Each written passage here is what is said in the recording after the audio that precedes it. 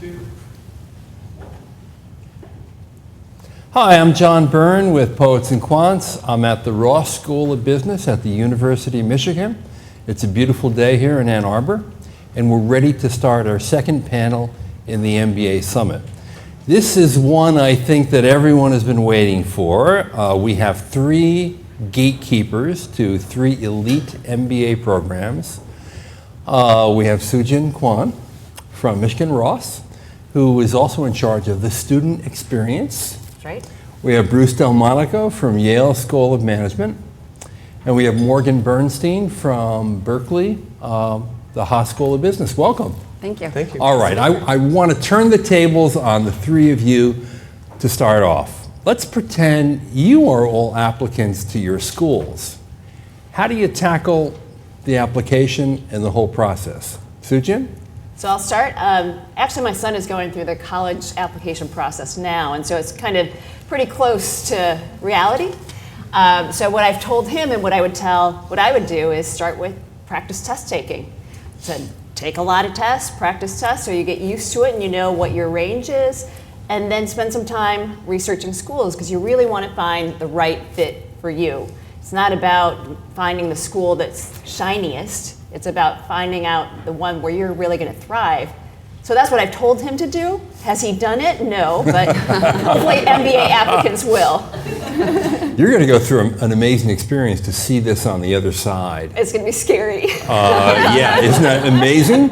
You're going to have so much more empathy. Not that you don't already have for your MBA applicants, Right. but you really will after this. It's going to hurt. Morgan, what would you do first?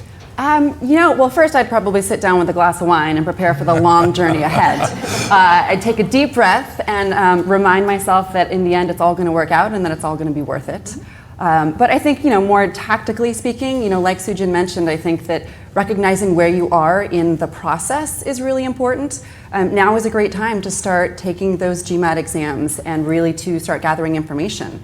And so I think, over the summer now is when business schools will be, attending fairs, delivering their own information sessions, hosting webinars. This is the time to go out and explore. Whether it's attending an online event or an in-person event, I think just gathering as much information as you possibly can to identify that initial list of target schools is really a critical thing to do at this point in time. And then once you get, kind of later into the summer and we begin to approach those round 1 deadlines, many schools will have their first deadline coming up in September. Obviously, you want to give yourself enough lead room to begin working on the essays and letters of recommendation. But right now, where we are, I think it's all about information gathering and preparing for the tests. And those round 1 deadlines will come before you know it. Exactly, before we know it too. So That's really true. Okay, Bruce, what do you think would be the hardest part of it, and how would you handle that? Oh, great question. I think we try to make the process as accessible as possible. I know it's inherently challenging just because of things like standardized tests. I think sometimes people find the essay difficult. I think probably the toughest part, because people are usually applying to more than one school, is kind of managing multiple processes at the same time. And that's why I think advanced planning can go a long way. So I know a lot of you all probably live in spreadsheets. And thinking about the deadlines, when the round 1 deadlines are coming, I tend to try to reverse engineer things. So when do you want to start the program? Okay, when do you have to apply to start the program? Okay, what steps do you need to do to get the application in? Think about the various deadlines, the various steps in the process, and kind of back it all out to know stepwise how you need to approach it.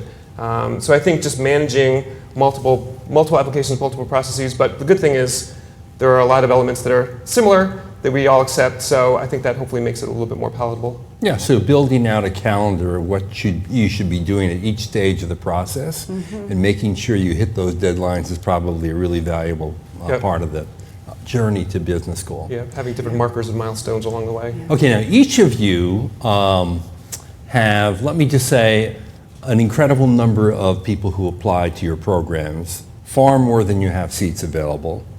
How do you differentiate one applicant from another? I mean, there are a lot of elements that go into the application process.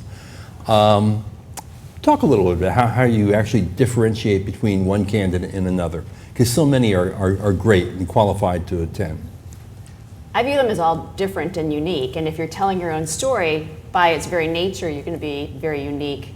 I also think about it in terms of my kids. I have 2 kids. If they were to ask me, who do you love more? It's they're different. And that's how I think of applicants. We love all of you, but you're all quite different, and we want to know what each person's story is. So we do take the time to look at more than just their GPA and their GMAT and their resume. We're reading their essays, we're getting to know them one-on-one, we're getting to know them through our team exercise. We want to know them as a whole person so we can picture what will they be like when they're here. We're really trying to picture each applicant without knowing everything about you. And so we create essay questions and interview questions to get that from you so we understand you.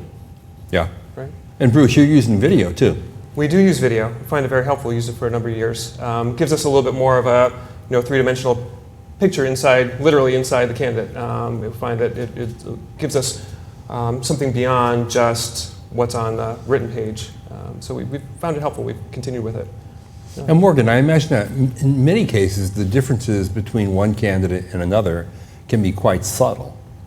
So how do you make that distinction between one or another? No, it's very true, but I think it comes back to what Sujan was saying, which is it's really about trying to get to know the unique story of every applicant. And as admissions officers, we try and craft essay questions and we structure our applications such that we can get to some of those subtle differences.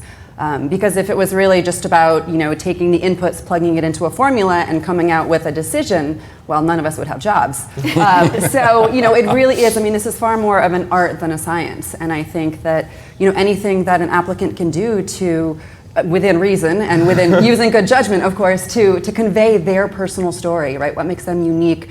What obstacles have they overcome? What accomplishments do they have? What's their special story?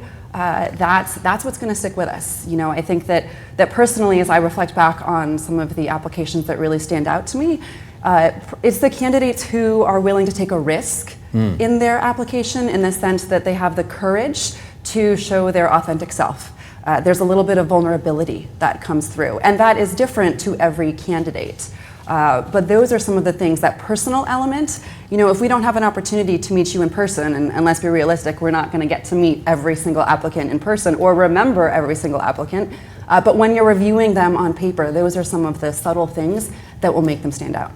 A lot of people think they need to package themselves. From what you just said, I gather that's not really a good strategy. I would agree, and I think most admissions officers would agree for sure. I think the best strategy is to come in and be true to who you are. Whatever your background is, whatever your passions are, whether that's banking or consulting or social impact or technology, right? If that's your story, tell us that story. I think the worst thing people try and do is fit, a square peg into a round hole and realize that at the other end, when the admissions officers are reading it, we can tell that that's not who you really are. And I think that as a candidate, you're doing yourself a disservice if you're not presenting your authentic self, because we're looking for fit, right? And so if you don't actually fit with our programs, if you're not displaying that in the application process, then at the end of the day, it might not be the right match. Right. Can I expand on that a bit? Because I think that's an incredibly important point, something people don't really appreciate fully. Because I think one of the biggest mistakes applicants make is to tell us what they think we want to hear as opposed to what they want to say. And I think that's really problematic. It's kind of the be yourself, which sounds like a kind of a cliche and a platitude. But just a couple quick points about why I think that's important. So before I joined Yale, I was a lawyer. I was a litigator. And when you're preparing you a have witness, my sympathy. Yeah, exactly. Recovering. So, but when you're preparing a witness for a deposition or trial, the first thing you tell them is to tell the truth. And there are 2 reasons why you do that. The first is because it's the right thing to do. And the second is because it's much easier to remember the truth. Once you start to shade yourself one way or the other, you're going to get tripped up, you're going to get turned around, and it's going to come out. And it's not about sort of truth versus not truth with applicants. But once you start to say, okay, this is the finance school, so I'm going to be the finance person here. This is the marketing school, I'm going to be the marketing school here. We see your whole application. We see not just what you're telling us, but what you've done, what other people are saying. And if those don't line up, if they ring hollow, we will see that. And if you think about it also from a sort of a game theory perspective, the purpose of presenting yourself to us is to try and differentiate yourself, to present your authentic self, as Morgan said. If you are trying to be the finance person for the finance school And lots of other people are doing that as well. You're just going to look like everybody else. And so it's like actually achieving the opposite effect of what you're looking for. And we all are looking for such diverse candidates. We're not looking for one thing. So being true to yourself, I think, is probably the most important piece of advice I can give. Yeah, that's great advice. And you know, each of you are also crafting a class. And many of your decisions are based on that fact. In other words, you may have a certain number of consultants, certain number of bankers, certain number of non-traditional students, of internationals versus domestics, and that plays into the decision making as well. So what I wanted to ask you is, for people who fall in that so-called overrepresented applicant pool, and the quintessential example of that is probably the Indian engineer, how does that affect one's chances of getting in? I look at your chances being equal at the start of it. Everyone is on a level playing field because we're going to read every single application. We're going to understand where you were, how you got to where you are, not just this point in time, and where you want to go afterwards. And that path is going to be so different for every applicant. It's that path that is unique, as opposed to I was this and I want to be that. So it's not 2 points in time that we're considering, it's the entire person. And how important is that journey or path? Is it important for it to be linear? In other words, if it is linear, you would think that that person would be most likely successful. The odds are in that person's favor, right? And if it's non-linear, there's someone like in the nonprofit world who wants to get an MBA to work in a private equity firm. Not a whole lot of chance is going to happen, right? So how important is that description of where they want to go with the MBA in terms of the success of their application? Bruce? I can speak for Yale and obviously check me, but linearity doesn't mean too much to me. It's great to hear, actually. And I think what we care about more is not that you're going directly from point A to point B, but more about what you're learning at each step of the process and how you're thinking about it. If you sort of take a diversion and you decide that's not for you and you want to sort of tack back in a different direction, as long as you had a reason for doing that and you know why what you wanted to do is no longer what you want to do and what you learned from that experience and what you can bring with you from that experience, that's really what we care about. And for us, particularly at Yale, again, not to be school specific, we care less about what you want to do post-MBA because we know so many people change their minds. It's really, I think it's really a poor way to make an admissions decision to say we want X number of consultants and bankers and entrepreneurs and social entrepreneurs. I think it's just a false signal. So we care more about how you think about your journey and not where you ultimately want to go. Right. To add to that, I think what we look for is, do you understand the point that you want to get to, and have you demonstrated that you know what it's going to take to get to that point? Because it's demonstrating a skill of doing your research and of doing the due diligence that you need to do to get to whatever you want to achieve. As Bruce said, students change their minds about what they want to do after they get their MBA. So we want to know that you have the skill to do what you want to do. Yeah, I think I don't know if your stats the same, but I think about 2/3 of our students change what they want to do actually from the time they start the MBA. So it's 2/3. Yeah. Wow. Yeah. Is it important to pretend that you know what you want to do to get accepted? The million-dollar question. Well, I think it's like what Sujin and Bruce have already said, which is that we recognize that candidates, once they come in and they enroll in the program, you're going to be exposed to new industries and functions and opportunities that you may not even have been aware of initially. Right. We also know that there's a lot of learning that happens after you submit your application and before you ultimately make your enrollment decision. So I think we're very well aware that sometimes the goal that comes through in the application is pretend, whether that was unintentional or not. But I think as Sujin mentioned, it's really important to connect those dots, right? Just help us understand that you, at least at the point of applying, have a good sense of what you think you want to do. And as Bruce was talking about, and at Haas too, we're really interested in what your passion is, what your purpose is, not so much in what is that end goal immediately after business school, but why, what is the fuel that is sort of igniting that fire? Because we recognize that, even if somebody gets a job directly out of business school that did align with what they said they wanted to do in their application, that something like 90% of people are going to be changing jobs within the first few years. Yeah. And so we want to better understand that underlying passion and purpose, so that when you do graduate and you get to that moment of, is this actually what I wanted to do, that you're still being guided by something deeper to allow you to be successful. Yep.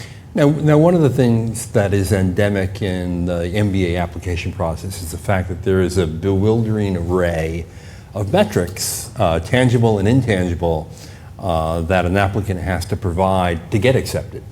So, besides a standardized test score, you have your undergraduate GPA, you even have what institution you graduated from, what you majored in, where you went to work, why you went to work there, what you did, whether you were promoted or not, your recommendation letters, your career goals, et cetera, et cetera. How do you weigh all these different variables together to get at a result?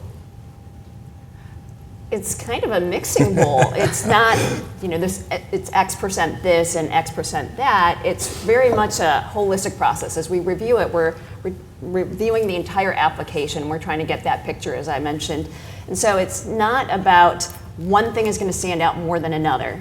It's how does that whole thing hang together? So for example, if someone's academics aren't as strong as the next applicants and they have no quant skills, we're going to want to see a stronger GMAT or GRE quant score and or work experience that shows that you can handle the analytical aspect of an MBA program. So we're looking at each person and weighing each factor differently based on what they bring to the table. Yeah. So 780 GMAT's not going to get me in? Not by itself. And a sub 600 GMAT might get you in, depending on the rest of your profile. I mean, I would echo Sujin's point completely that the same piece of data can mean different things depending on the rest of the profile, what you present to us. And so it's not one formula, it's not one set of weightings, it's not one sort of algorithm. It's much more nuanced than that. And yet so many people put so much emphasis on the standardized test score, right?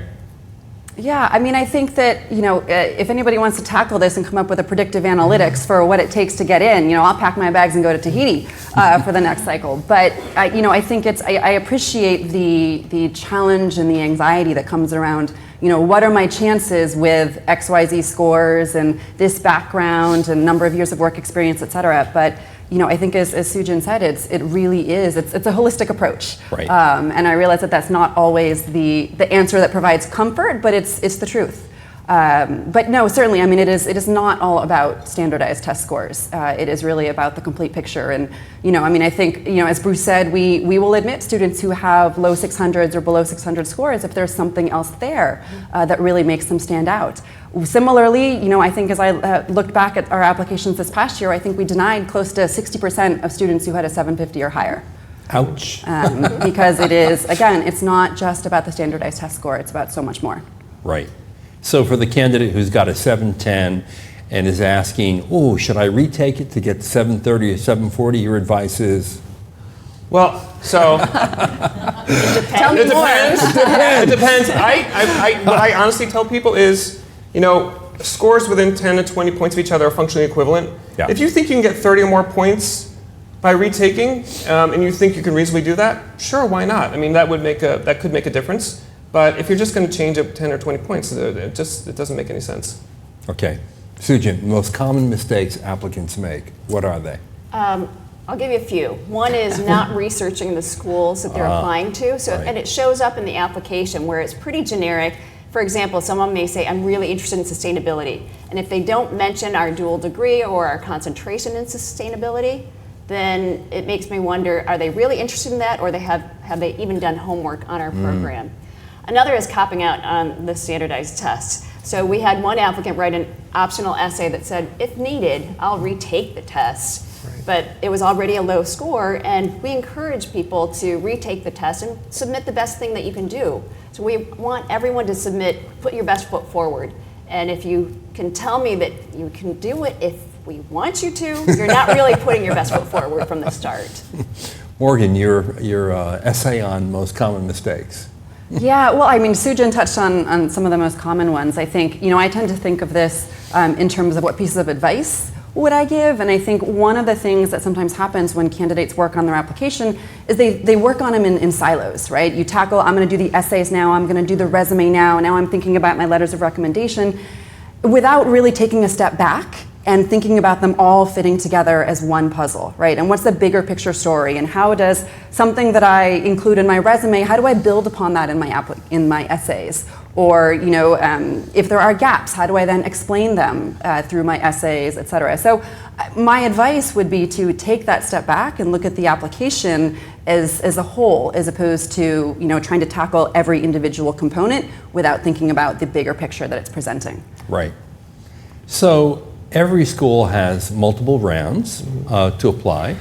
The second round tends to be the largest round at every school. But round one is often thought to be the magic round, meaning the round where you have the greatest chances of getting in, because after all, you haven't even filled a single seat in the class. Is there a best time to apply, Bruce? I would say there's no best time to apply. I think the best time to apply is when you're ready to apply. I think the advice we would and have given is you apply when you have your strongest application ready, whether it's round one, round two, or even round three, which I think we're all in the middle of right now. Right. I think it's, again, I don't know how other schools do it. I think it's a little bit of a fallacy that you stand a better chance to be admitted in round one. We've done this for a good number of years. We know what the volume's going to look like. We know what the quality's going to look like. We model so that the same applicant has the same chance of being admitted whether they apply in round one, round two, or round three. So I don't think there's necessarily any advantage. The one advantage to applicants is that you just hear sooner. You know your situation sooner. But in terms of your chances of being admitted, I don't think there's any difference across the rounds. Sujin, you agree? Agreed, Yeah. 100%. Yeah. Although we do see more applicants applying in round one than we have in the last few years or previously. So there seems to be a perception that there is a greater chance, or maybe applicants just want to get it over with sooner. Well, what about that old cliche, the early bird gets the worm? I guess that's what they're thinking. Yeah. But they're also doing their research much earlier too. So all of us are doing events much earlier. We used to be able to start them in the fall, then in the summer. Now we're starting events in May. So for next fall. So everything's being pushed up.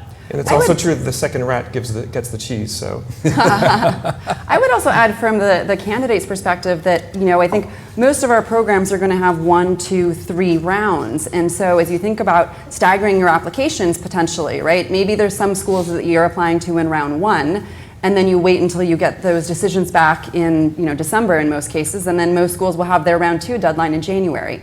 So you have the ability as a candidate to, kind of think about the different possible outcomes and prepare for that in terms of where you would apply rounds 1, 2, or possibly 3. And I imagine round one you put the most people on a wait list, right? Because you haven't seen the whole pool. There are people you like. You want to see how they match up with the rest of the applicants later on. So would your wait list be the largest after round one? It's a good question. I don't think in an absolute sense, because round two for us is twice the size of round one. So we have, in absolute sense, we will waitlist more people in round two. In terms of the percentage of the round, maybe in round one, but we try not to carry people on the wait list too long. I don't think that's fair. But we will definitely want to see what round two looks like. So we will definitely have a decent sized wait list go from round one to round two. And I would say just about the wait list too, I think that sometimes people feel a little deflated if they get the decision and it's a wait list decision.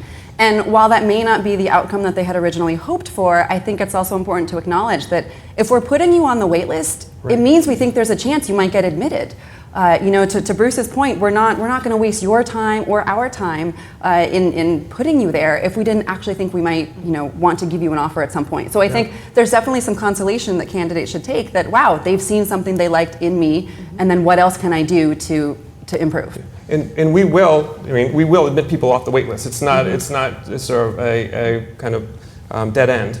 To Morgan's point. And we will, again, this gets school specific. I don't know if every school does this, but we will give feedback to you while you're on the wait list to help you understand how you might be able to improve your candidacy. Okay. What can, in fact, people do to get off a wait list successfully? There are limited degrees of freedom once you've submitted an application. So it could be a test score, it could be an award, a promotion. Hopefully you've already done your research on the school, so you don't need to come visit and make your case in person, which sometimes people do. Right. But there really aren't that many levers. In fact, Morgan, didn't you have an applicant who you put on the wait list come all the way from China to plead a case? Well, that was for a specific case around requesting a deferral. Right. We have, in many cases, had students fly from across the country or internationally, not just to plead a case, but to come to visit the school. Maybe they were scheduling their on-campus interview at the same time. Right. I mean, there is something to be said for that face-to-face contact. At the end, can I say that actually interacting with an admissions officer in person is going to increase your chances of getting off the wait list? Probably not. It can work either way. Right, exactly. I think, it's largely, for me, I'd say it's about self-reflection, right? Recognizing, why might I have been put on this wait list? How does my profile compare to their average profile for their class?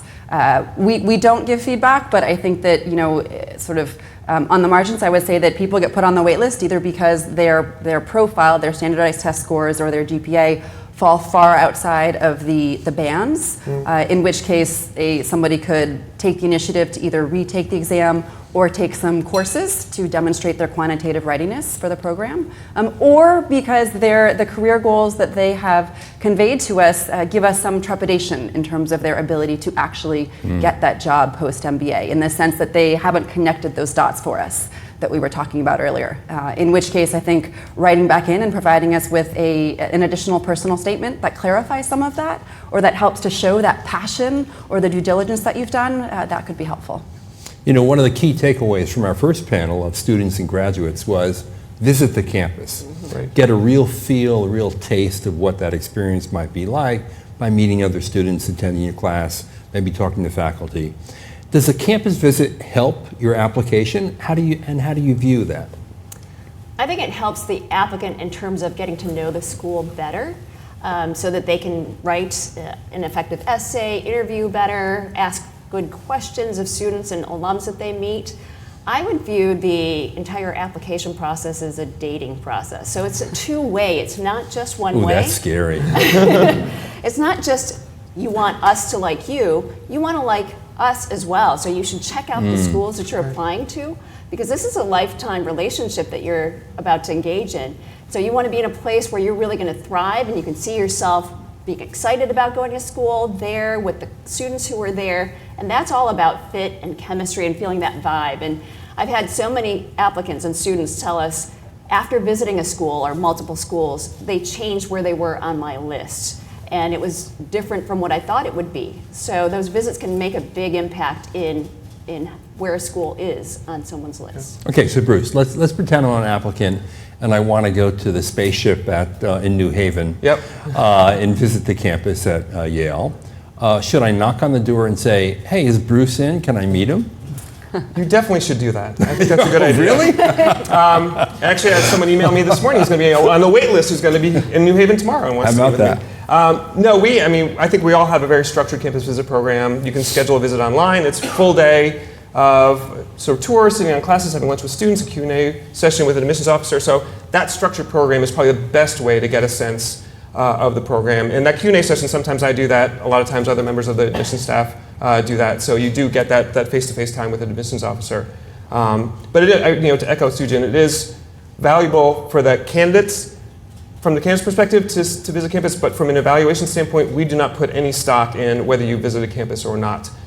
We know we have a significant percentage of our applicant pool coming from outside the U.S., for example, and we know it's very difficult to get to the states to visit, and it would be unfair, I think, to disadvantage them because of that, just because it's time-consuming, expensive to get to New Haven or Ann Arbor or Berkeley. So we don't factor it in at all. And it's best not to just show up, right, Morgan? I mean, you should be arranging the visit to make maximum use of your time and the chance to actually be in a class, maybe go to lunch with a student or two. Right? Exactly. I mean, and I think it's in the candidate's best interest to plan out this visit in advance. And as Bruce mentioned, we do all have structured campus visitation programs, but within that, you can also reach out to certain clubs, student leaders, you can reach out to faculty members, alumni who might be working in the area, and schedule additional touch points. I think that candidates sometimes can be intimidated by current students or not feel like they want to trouble them with an ask for a few minutes of their time. But really, business school students love sharing their experiences, right? They love talking about their favorite classes or experiences, et cetera, et cetera. So, I would strongly encourage candidates to, thoughtfully reach out to current students and, ask to meet in the courtyard for a coffee.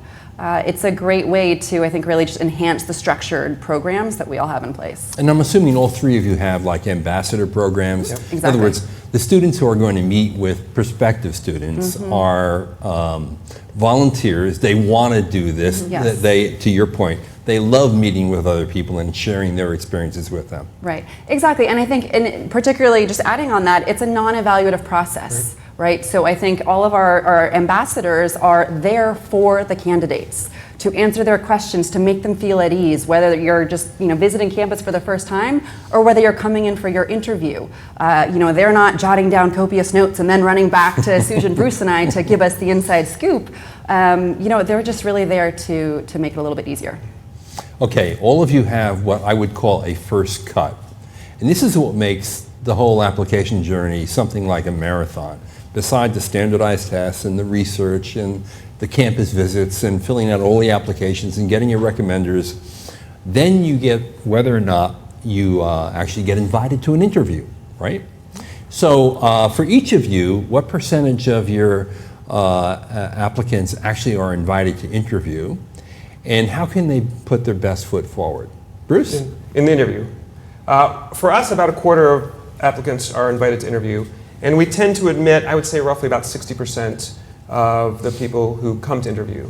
I would say, in terms of the interview itself, I think people understandably get very anxious about the interview because it's the last thing you typically do before you get your admissions decision.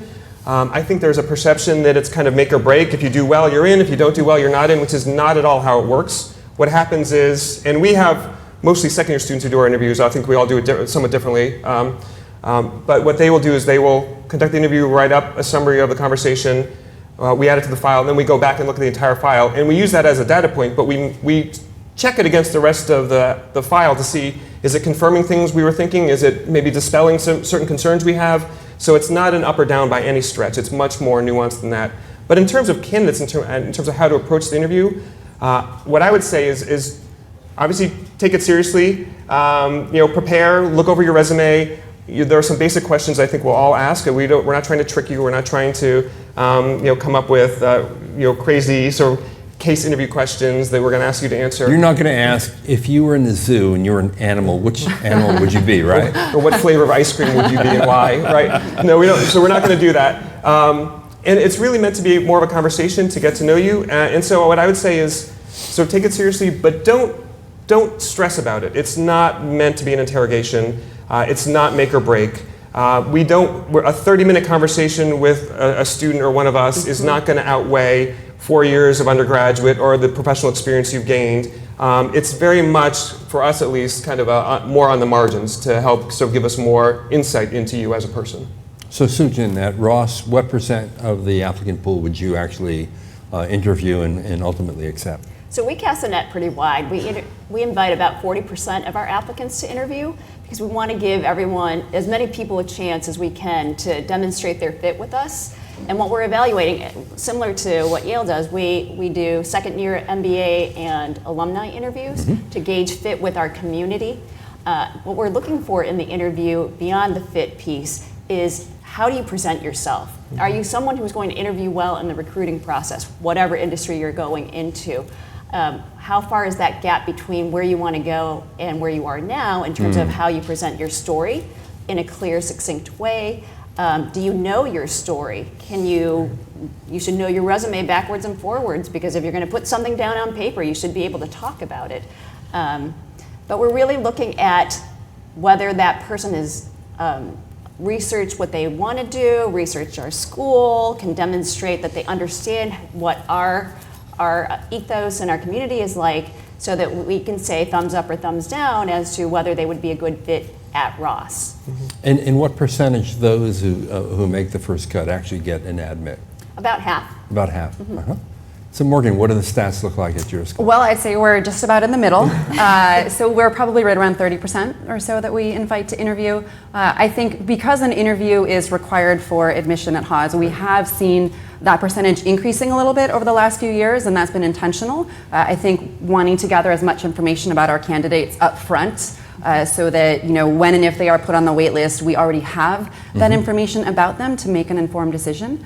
I'm not sure that I have much else to add beyond what Sujin and Bruce have said about the interview process. I think what Bruce mentioned just about recognizing that the interview is not the make or break element, that it is just one additional data point that we're going to be looking at. And I think even if maybe you're having an off day and you're not feeling well, or maybe you stumbled over a couple of questions, that doesn't mean you're not going to get an offer of admission if the rest of your application checked out. Oftentimes what we'll do is if there is a questionable interview, again recognizing this is one 30 or 45-minute data point, we'll look back at the letters of recommendation because those are typically coming from people who've known you for years. To see if there were any sort of indicators of this type of behavior or challenge or something of that nature in the recommendations. And in most cases, it turns out the person was just having an off day, and we again completely recognize that. So. And you would admit what percentage of those who come in for an interview? Typically, I'd say less than half. About half. Right. Great. So, usually there are no such things as a perfect application, right? There may be a deficiency here or there. What if your GPA, for example, is under the posted average on your class profiles? Is there a strategy the applicant should deploy to make up for that? What do you think? I would start with the GMAT or the GRE because you've got to demonstrate to us somewhere that you can handle the rigor of an academic program. So you can either do that through your undergrad experience or through a standardized test, and supplementally through your work experience as well. We're looking for a track record of being able to do hard work as well, not just what the outcome is, but can you apply yourself and do things that are going to really be hard. Standardized test taking is hard. If you didn't show it in your undergrad, don't give me the excuse of, well, I was immature and now I've grown up and I've got my priorities straight, which some people write an optional essay about. That doesn't give me confidence that once you get to business school, you're all of a sudden going to have your priorities straight. So we need evidence that you can do hard work. Some people say on an alternate transcript, if you don't have the quant courses on your transcript, going and doing some MOOCs or some for credit courses at even a community college in statistics or accounting may be helpful. Is that a good idea if you have a low GPA? Yeah, I think that's definitely one other approach that candidates could take, because ultimately what we're looking for is demonstration of academic readiness for the program, right? We want the students to come in and to be successful in the core program so that they can then, explore their careers and explore leadership opportunities, et cetera, and not be struggling. So I think classes are one additional way to do that. I think most admissions officers would say that retaking the GMAT would be the first priority, recognizing that sometimes people just realize they've plateaued and that's not going to happen, or maybe they're just not good test takers. So then I would say the alternative option would be to take one of these courses. Right. But I wanted to just add on to something that Sujin was saying earlier about sort of undergraduate performance and explaining that in the optional essays. And I think it's important there to have some self-awareness in the sense that there is a difference between providing an explanation and making an excuse. And I think we certainly recognize that for some candidates, there may have been challenges or circumstances in their undergrad that made it difficult for them to truly excel in the classroom the way they might have wanted. Maybe they were, also working, part-time or full-time and supporting someone else. Maybe they had a personal hardship such as an illness or something of that nature. And I think those are some of the contextual things that we would like to see come across in an optional essay if it helps to explain things like a lower GPA. Right. And I would echo that. I think context definitely matters, and we do look at that. We want to get a sense not just of sort of the absolute numbers or data points, but sort of the context in which they reside. And that's why, in terms of GPA or quantitative preparation, it really depends. It's not a one-size-fits-all solution. So courses make sense depending on the rest of your profile. Retaking the GMAT might make sense depending on the rest of your profile. I won't get into specifics in terms of how we look at it, but we will. I'm happy to, and the rest of the team is happy to talk to you as a candidate about how we would look at it. But below a certain quantitative percentage on the GMAT, we might want that first, whereas if you're kind of on the margins, maybe courses might be more helpful. So It really does depend on the overall profile. And the GPA itself is so reductive. I think we all dig much more deeply into not just what the final GPA is. We go semester by semester, course by course. We really want to get a sense of what your trajectory is. And so we're not hung up on that final number at all. So if you took basket weaving, you're in trouble. Which I did. Underwater. I had a suspicion you did. All right, any special advice for international applicants? I mean, we're at a period right now where I believe interest in U.S. programs is a little bit down. There's concern about visas and all the anti-immigration rhetoric from this administration. What's your advice to an international applicant right now? Well, I think the one challenge for international applicants is that they don't have the ease of coming to campus to visit that U.S. Right. applicants do. But all of us provide opportunities for applicants to get to know us either through webinars or through in-country events, and so I highly encourage applicants to do that. The homework is so important because that is one of the key ways that an applicant can differentiate themselves by. And if you're starting early, take a vacation. Right. Come and visit 5 schools in a week. And I think you would come away with a very different opinion. Yeah, Right? us Yes. 3 and then 2 others, whichever you choose. But also for them to think of themselves as unique applicants. I think so many international applicants, particularly from the very highly represented regions, worry that they're just going to be another applicant in the pool. But take heart that we do review every single application because we want to find those special people who are going to fit in our community. And we can't do that with just a test score and a resume. True. Morgan, any special advice? I would just add, I think just recognizing in these times of uncertainty, right, around securing visas, that those things are not playing into the admissions decision, right? We are still looking to enroll a diverse class that has, a strong international representation, and that all of our programs do have international student offices that can work with admitted students to answer their visa-specific questions. So there will be resources to help admitted students navigate that process, and just to take heart in knowing that, we are still very much interested in candidates from outside of the United States. Great. And we have some questions from our audience. There's a question here from someone who's actually present today. And this is a really good question because it weighs on, an important segment of the applicant pool. Could you comment on whether or not you have had the experience of veterans who have become successful candidates and students? Now, a lot of people in the military use the MBA to transition to civilian life. It's a very common way to sort of parachute in to a company or organization after you've been in the military. What's your sense of that? In terms of veterans on campus? And how successful they are as candidates and as graduates. They're incredibly successful along both dimensions. First of all, employers love veterans. So I think in terms of placement, that's never an issue. But in terms of on campus and what veterans bring, sort of the discipline, just the qualities that veterans bring, I think really adds a lot to our community. And even academically, and this is where context matters, I think. It's an example. We have a lot of sort of military candidates who come and apply and they have very low test scores. And typically they were in Afghanistan or they're somewhere far-flung taking the exam. And so we have to understand that context, and we definitely do. But we know that veterans, when they come to campus, regardless of their background, they will put in the work it takes to get it done. And we value that. And we keep track of how our students are doing. And we've never, as far as I can recall, never had a veteran have any sort of academic challenges because they will just put their heads down and do the work. Sujin, you agree? Wholeheartedly. They bring a maturity that Yes. the average applicant doesn't have as much of. They bring leadership skills from their experience. And as Bruce mentioned, they're highly valued by recruiters. And so we'd be doing ourselves a disservice if we didn't recruit the kind of students that our employers want. So they're very successful academically, career-wise, and we love them in our process. Is there any advice you'd give a military applicant, who's been in that very structured environment for so long, coming into an MBA experience? How should they best prepare for it? Yeah, I think that, and I echo what Sujin and Bruce have said just about the veterans succeeding on campus and taking a number of leadership roles.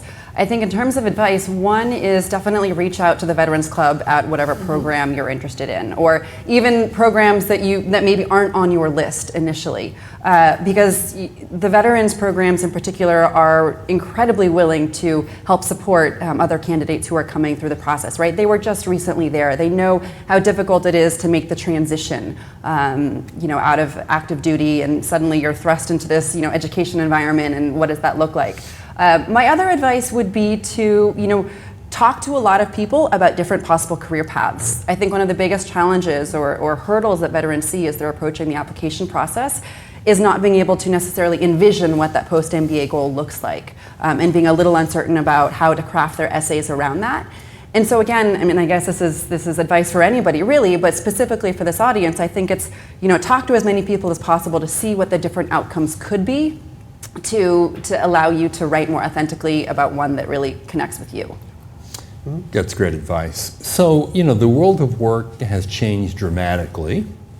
I think it's going to change even more dramatically in the near term with artificial intelligence and machine learning. To the extent that people have to do more with less time today, to the extent that big data is a big deal, and to the extent that sustainability is now an important part of almost every corporate culture, how well does your school prepare people for this new world of work? Sujin. We're constantly looking at what we're doing within our program, within the recruiters that we're bringing to campus. Are we providing students the kind of skills that our recruiters want? So it's an ongoing process for us internally. And we're seeing the evolution of what students' interests are, not just the kind of jobs that are out there, but because they are, students are coming in telling us they want to do things that 20 years ago wouldn't have even been on our radar. And so we are definitely paying close attention to how we structure our career development, our academics, and all of the co-curricular experiences that go around that. Right. Bruce? No, I would echo that completely. The curriculum is constantly evolving. Every year it's a little bit different. Not major shifts, but trying to keep up with what recruiters are looking for, what the marketplace wants. Same on the career services side.